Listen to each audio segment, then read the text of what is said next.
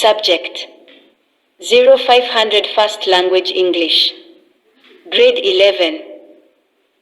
Paper 1 Reading. Syllabus: 0500.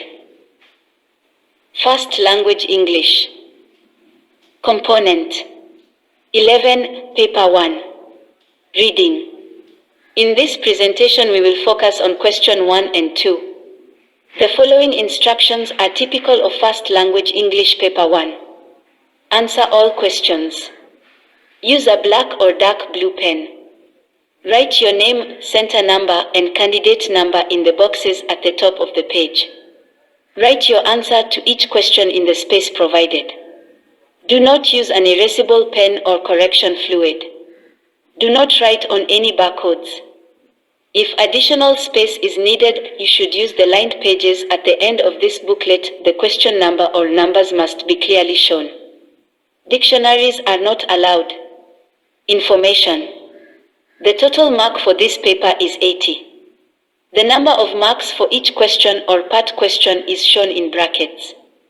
The insert contains the reading texts.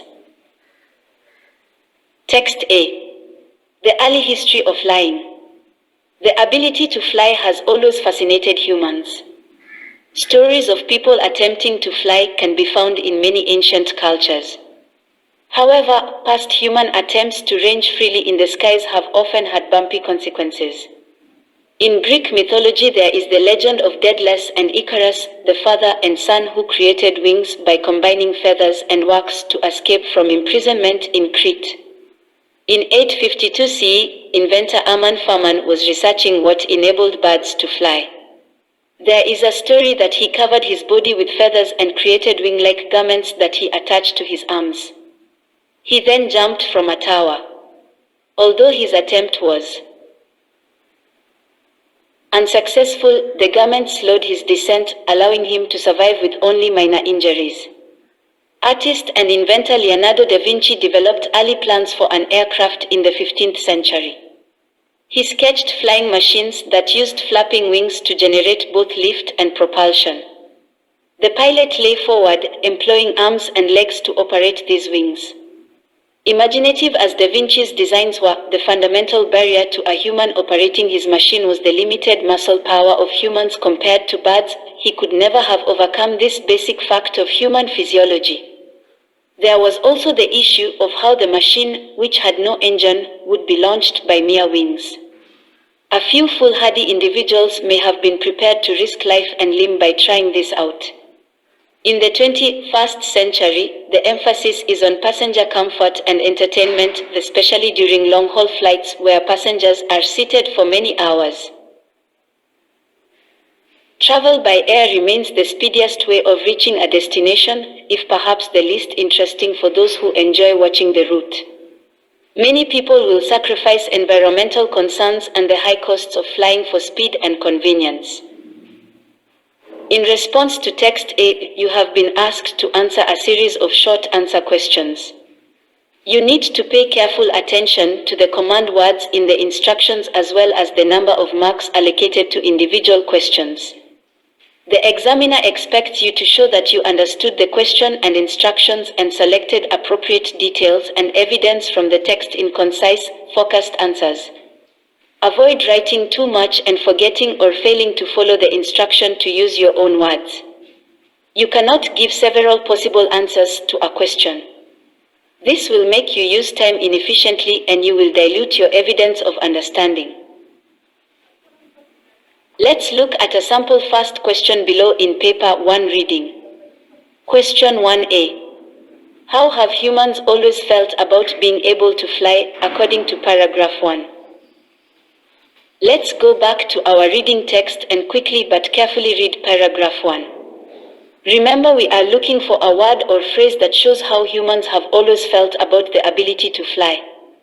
Paragraph 1 reads, "The ability to fly has always fascinated humans." Stories of people attempting to fly can be found in many ancient cultures. However, past human attempts to range freely in the skies have often had bumpy consequences. For this question, the correct word to select is fascinated. You will lose marks if you use excess information from the text, such as human attempts to fly and slash or their consequences. Now let's move on to question B. In this question 1b, you have been instructed to use your own words to evidence or prove your understanding of the phrase ancient cultures and range freely. Avoid explaining meaning using words from the text. An alternative word or phrase for ancient, such as old or from the past, is good. Do not fall into the trap of explaining one word and forgetting the other. Culture is not the same as beliefs or religions and were therefore not accurate in the context of the text. In question 1b2 above, it's wrong, for example, to use the words with freedom to explain freely because this explanation is too close to the original word and does not clearly demonstrate your understanding of freely. Range can be explained as fly or move. Remember, you are explaining what the writer and not the dictionary means. You should be aware that the 2 marks offered for each subsection of question 1b require all parts of the phrase to be explained clearly and precisely in the context of the text.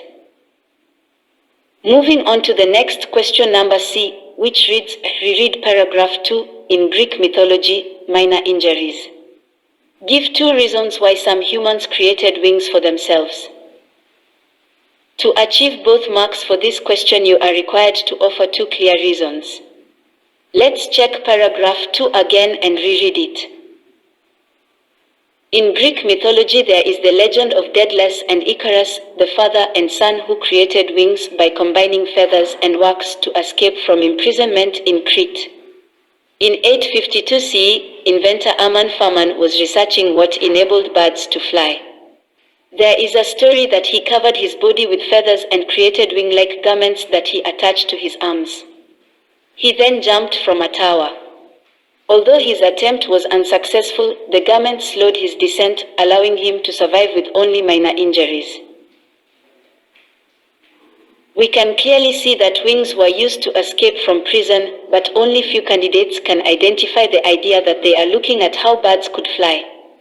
It's easy to say that humans wanted to fly like birds, but you have to specify the research element clearly enough to be credited. To answer question D1 above, you need to identify the 2 ways in which the flying machine was designed to work. Let's read paragraph 3 and 4. Artist and inventor Leonardo da Vinci developed early plans for an aircraft in the 15th century. He sketched flying machines that used flapping wings to generate both lift and propulsion. The pilot lay forward, employing arms and legs to operate these wings. Imaginative as Da Vinci's designs were, the fundamental barrier to a human operating his machine was the limited muscle power of humans compared to birds. He could never have overcome this basic fact of human physiology. There was also the issue of how the machine, which had no engine, would be launched by mere winds. A few foolhardy individuals may have been prepared to risk life and limb by trying this out. When we look at paragraph 3 and 4, we can see that the flying machine used flapping wings, but one more thing to note is that the use of human arms and legs, or muscle power, was required. For question D2, you will get all the 3 marks available by referring clearly to the limitations of human physiology or muscle power when compared to birds, the lack of an engine to launch the machine, and the danger or risk posed to anyone who tried to fly it. Use your own words to say this. Do not miss to say the element of risk involved. Target the full 3 marks available for this question by giving 3 answers. Next is question 1e. This question requires you to show both explicit and implicit understanding from your reading of paragraph 5. Although use of your own words is not a requirement in question 1e, you need to try and modify your answer in order to give a clear answer. Let's read paragraph 5. In the 21st century, the emphasis is on passenger comfort and entertainment, especially during long-haul flights where passengers are seated for many hours. Travel by air remains the speediest way of reaching a destination, if perhaps the least interesting for those who enjoy watching the route.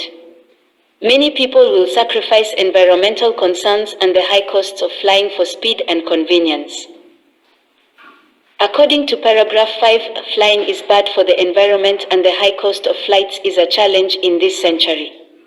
We can also see another answer, that the boring nature of long flights and or the issue of missing seeing the scenery are other reasons why humans might not want to fly on an aeroplane in the 21st century. To score 3 full marks, you should provide 3 clearly differentiated points. Now let's turn to question 1F, which relates to text B.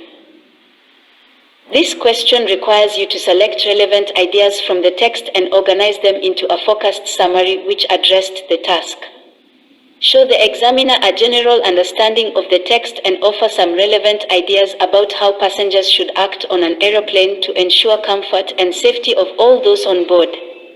You need to carefully plan and organize your responses as you refer to a wide range of ideas, reordering and reworking the material where necessary to address the task. Avoid repetition, try and use your own words. You can begin with a plan, a bullet-pointed plan in which ideas from the text are noted briefly before being included in a fluent own words response. Do not include excess material. Modify the material to address the task and write from the perspective of the airline crew listing what annoying passengers. A good response is one that will adhere to the advised length through adopting a concise and focused approach to the task.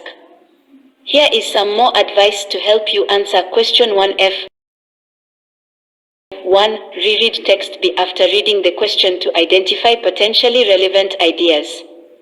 2. Plan the response using brief notes to ensure a wide range of ideas from the text is selected. 3. Avoid including unnecessary details which do not address the question. 4. Directly address the task, modifying the reading material if required. 5. Organize the ideas, grouping them where relevant, to ensure that your response is coherent. 6. Avoid repeating ideas. 7. Avoid including a general introduction or summative conclusion. 8. Use your plan rather than the text as you write your answer to avoid lifting. 9. Write clearly and make sure you express yourself fluently using your own words. Avoid lifting phrases. 10. Do not quote from the text. 11. Do not add comments or your own views. Use a neutral writing style. 12. Try to keep to the guidance to your summary should not be more than 120 words. The end. Thank you and see you in my next lesson on paper 1 question 3.